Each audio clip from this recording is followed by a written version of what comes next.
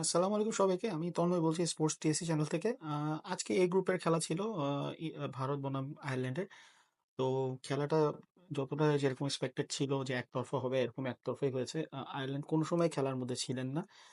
ভারতের bowling line up বলে যাকে একদম দুর্দান্ত ছিল আজকে। পুরো টাইমটাই হচ্ছে ভারত ডমিনেট করেছে ব্যাটিং বোলিং দুটাতে।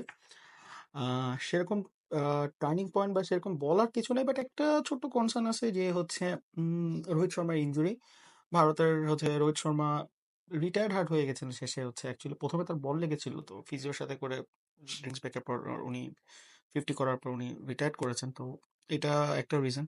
এটা আমার কাছে একটু ব্যাপারটা হচ্ছে একটু ব্যাপার যে যখন একটু আনইজি ফিল করছে, তো why you need to play, ছেড়ে দেওয়াটাই তো ভালো। আর এরকম ম্যাচে সত্যি কথা, যেসব ম্যাচগুলো মানে একটা দল জানে যে সার্টেন জানে যে তারা জিতবে, তাদের প্রিমিয়াম কোনো বোলার যেমন বুমরাকে দিয়ে খেলানো, আমি জানি না বুমরা জায়গায় তারা নতুন কাউকে দিয়ে ট্রাই করতে পারতো। ওয়ার্ল্ড কাপে খেলতে আসছে, সো লং টুর্নামেন্ট হবে এবং ভারত সেমিফাইনাল যাবে, অ্যাটলিস্ট সেমিফাইনাল যাবে, ফাইনাল যাইতে পারে।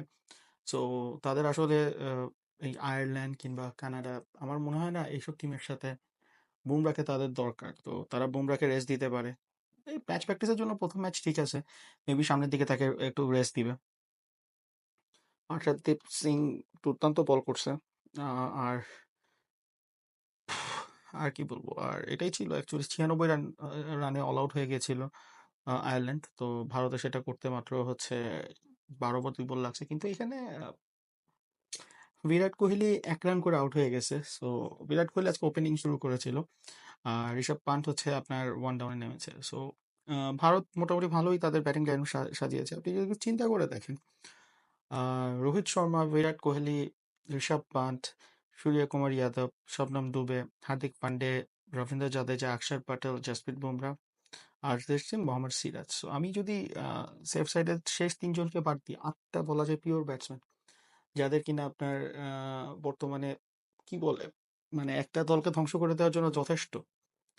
তো 2 জন হচ্ছে লেফট কি বলে লেফট হ্যান্ডেড স্পিনার আছেন। লেফট হ্যান্ডেড স্পিনারদের সবচেয়ে বড় সুবিধা যেটা হচ্ছে সেটা হচ্ছে ওরা খুব তাড়াতাড়ি বল করতে পারে এবং মানে ফ্ল্যাটার ট্রেজেক্টরিতে বল করে বলে তাদের মানে তারা যে ওভার রেটটা এটা খুব সুন্দরভাবে ক্যালকুলেট করতে পারে। আর তারপরে যেটা হচ্ছে যা হয় মানে লেফট হ্যান্ডেড রাইট হ্যান্ডেড ব্যাটসম্যানদের জন্য লেফট হ্যান্ডেড স্পিনাররা অলওয়েজ একটু থ্রেট থাকে। সো যাই হোক, ভারতের দুর্দান্ত সূচনা। সত্যি কথা, ভারত এরকম সূচনা করবে এটা আসলে মানে ইট ওয়াজ কোয়াইট আনএক্সপেক্টেড, কজ এটা আমরা মানে বুঝি নাই যে ভারত এরকম সূচনা করতে পারে।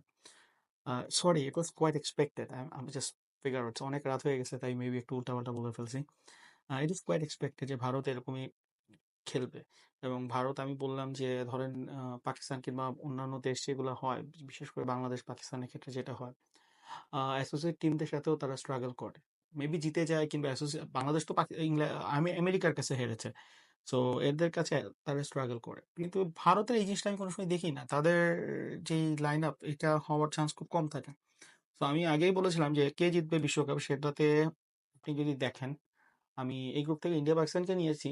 উম, ইন্ডিয়া অবশ্যই যাবে, বাট পাকিস্তান জানি না। তারা তো আয়ারল্যান্ডের সাথে হেরেছে আবার জিতেছেও, কিন্তু আপনি যদি ওভারঅল ইংল্যান্ডের সাথে পারফরমেন্স বিবেচনা করেন, দেন ভেরি ডিফিকাল্ট। মানে ইংল্যান্ডের মতোই দল আছে, তো ইংল্যান্ডের সাথে যখন মানে এতটা পোর পারফরমেন্স করেছে, আহ, বলা যাচ্ছে না, বাট আমি স্টিল বলবো ইন্ডিয়া পাকিস্তান যাবে। আর এইভাবে এই বলেই শেষ করছি, এত রাতে ইয়া করেছি। আর আপনারা থাকবেন। আমি তন্ময় বলছি, সরি আমি প্রথমে বোধহয় ইন্ট্রোডাকশন দিতেই ভুলে গেছি। আমি তন্ময় বলছি। আপনারা স্পোর্টস টিএস চ্যানেলের সাথে থাকবেন, আর সাবস্ক্রাইব করেন, কমেন্ট করেন, আর লাইক দেন। অ্যাকচুয়ালি জানি না, সাবস্ক্রাইব তো বোধহয় 2-1 জন মানুষই দেখে, তো সাবস্ক্রাইব আর কি করবেন। কমেন্ট করেন আর লাইক দেন যদি পারেন, দেখেন চোখে ভাসে, চেষ্টা তো করি চোখে ভাসানোর। তো দেখা যাক। আর দ্যাটস ইট। কালকে অনেকগুলো ভিডিও আসবে, কজ কালকে বাংলাদেশ অস্ট্রেলিয়ার ফুটবল ম্যাচও আছে। তারপরে আপনার এদিকে যেটা হচ্ছে ক্রিকেটে বাংলাদেশ খেলবে বোধহয় শনিবার, মানে অনেক দেরি, মানে আমি জানি না। যদিও কালকে একটা ইম্পর্টেন্ট ম্যাচ আছে, সেটা আহ, উগান্ডা আর Papua New Guinea. So battle of, I don't know which যাই হোক, আহ এই বলে শেষ করে সাইন অফ করছি। আমি তন্ময়, আসসালামু আলাইকুম।